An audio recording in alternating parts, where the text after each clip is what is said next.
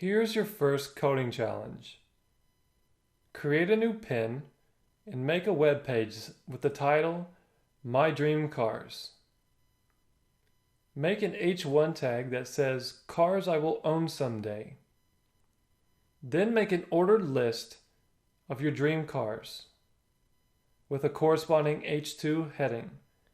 Then make an unordered list of the add-ons that you want for your cars with a corresponding H2 heading. Well, here's a screenshot of what your output should look like. Now what I want you to do is once you're finished, save your pin and share the link to the pin to the discussion group in the sidebar.